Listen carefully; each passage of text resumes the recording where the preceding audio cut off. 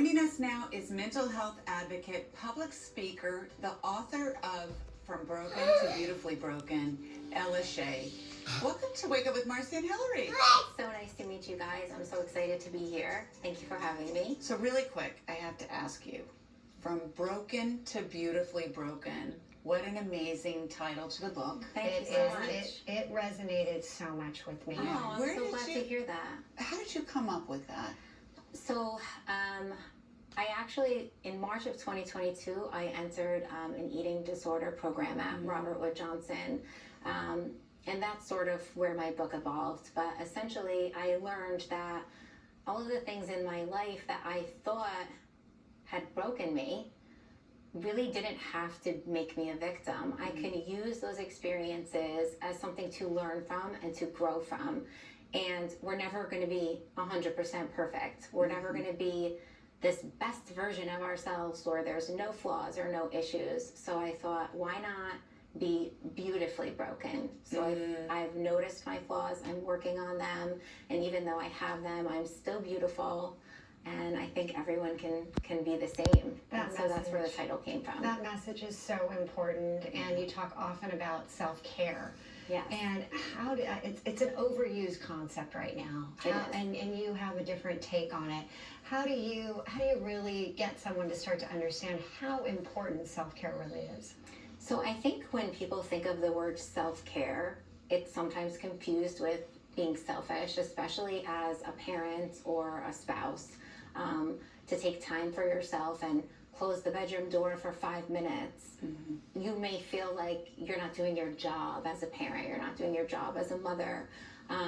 So I think it's very important. It doesn't have to be this big show. You don't need 2 hours, at a spa every single day for self-care. It's little tiny moments through the day that help you to maintain the best version of yourself. So even if it's having a cup of coffee for 5 minutes in the morning without someone asking you a question, or even if it's just getting in your car for a few minutes and listening to your favorite song just to get your emotions regulated and get back to your best self. I think that self-care doesn't have to be so complicated. It can be little simple things that can change your mood slightly and change the whole trajectory of your day, your week, your month. Take us back a little bit. Okay. Like, what happened for you? Were you not taking care of yourself? I mean, even before you realized you had a problem. How did that unfold for you? Because a lot of times when we share about our trauma and what has happened to us, it truly helps somebody out there. So what led you to where you were harming yourself in many ways? And how did you find the strength to move past that and start getting help for yourself and really focusing on the self-care for yourself, which is what you're trying to now teach others? So it's funny because why I had such a lack of self-care is not even something I was aware of until I was in treatment. During lockdown and isolation during COVID, I sort of started to let myself go, and I fell into a lot of my eating disorder tendencies. I suffered from an eating disorder for about 25 years and never had gotten treatment for it prior. This time was different. This time I had 3 kids. I was burning the candle at both ends. And I really didn't have the strength to move on any further. I was near organ failure. I did not choose to go to treatment on my own. I still thought I was fine. My family really had that conversation with me, and my children were ultimately the reason why I put myself into treatment. It was there that I realized my traumas went all the way back to when I was a little girl. And my traumas went back to literally when I was 4 years old. I was in a nearly fatal car accident that left me with severe facial scarring. It was never an issue for me until about middle school when I started getting bullied for my scar.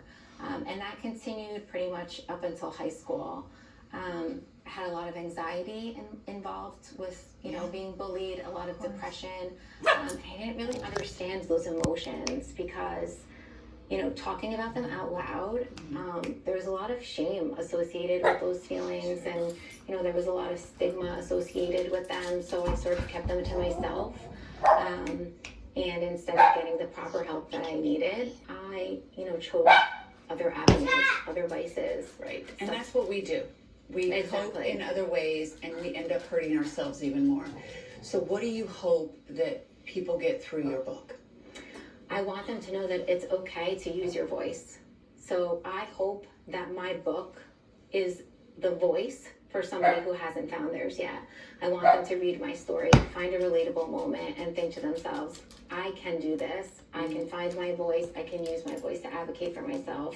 And I'm not the only one out there that's suffering from all of these things. And it's not just traumas, it's life challenges in general. Parenting, divorce, starting over, all of those things. If you have a good support system and somebody who can help you through those and understand you, it makes the journey so much easier. And I just want to be that for people. Yeah, so thank you again, and I can't wait to read it myself. So much to learn. Thank you for coming on. Thank you so much for having me. I loved meeting you guys. Thank you. Just really a great show. I learned so much, and I'm just really excited about the new year. And you know what? Merry Christmas to all those that celebrate. And happy Hanukkah. Exactly. We just had Hanukkah, and there's so many beautiful holidays, and we just really wish you all the best and the most beautiful time with your families, with your friends, with those that are important to you.